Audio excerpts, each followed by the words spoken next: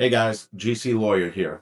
Today I wanted to make a quick video about DBPR investigations, the complaint process, and how the system typically works once someone makes a complaint against somebody, because in our office we've seen an increase in the amount of complaints that people have gotten.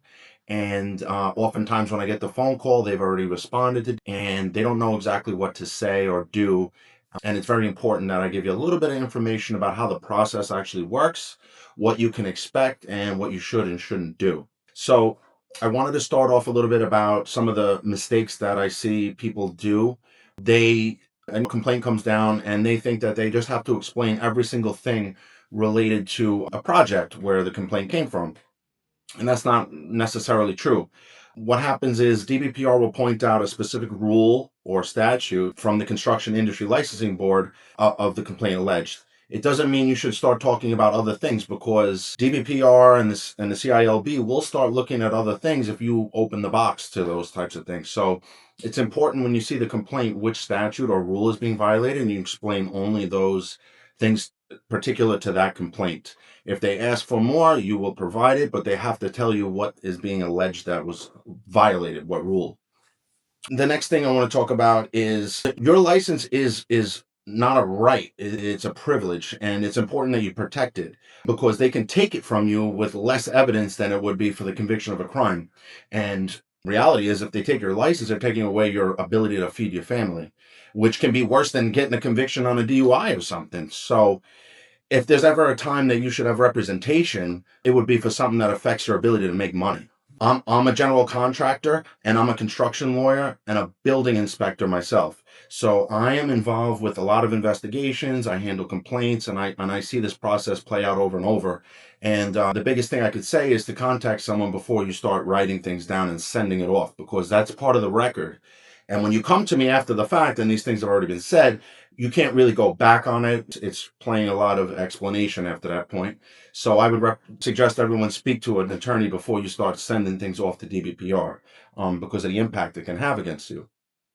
So the process itself, you do a project on a home, things are going fine, but the homeowner is erratic, and which oftentimes, I'll be honest with you, 99% of the time, it's the homeowner that's just irrational or chaos. They're not being normal people. They're not agreeing to an obvious change order or whatever the case might be. They file a complaint.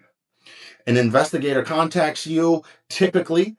Now, they don't have to if it's possibly criminal. They can do an investigation behind the scenes without even speaking to you. But typically, they'll reach out to you, they'll ask for documents, statements, and they'll tell you what was alleged and whatnot. And you have to compile those things and send a response to them.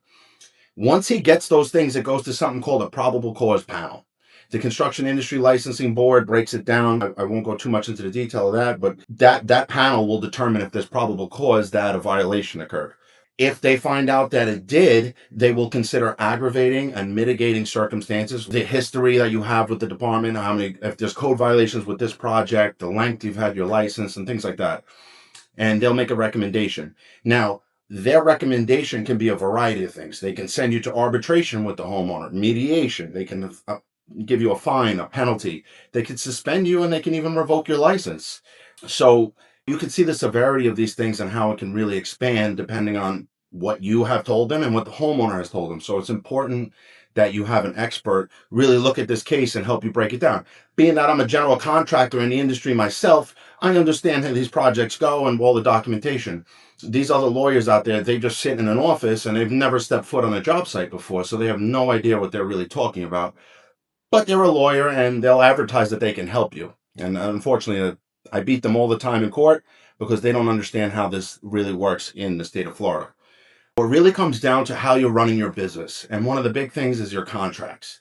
I'm going to make other videos about things that I can tell you for advice with your contract, but you really want to have your scope narrowed down about what you're actually doing there. And you want to hesitate before agreeing to do anything else after, because it's something that I call scope creep. And I'll go into that in another video, but be careful about what you're actually doing on the job, because you could be held to be operating outside of your license, which is a whole nother deal. Because even then you have a license, but you're operating in a different capacity, and then you're technically unlicensed. So I basically will help draft these things for you if you're facing a DBPR complaint. So contact our office. I'll put my email in the video.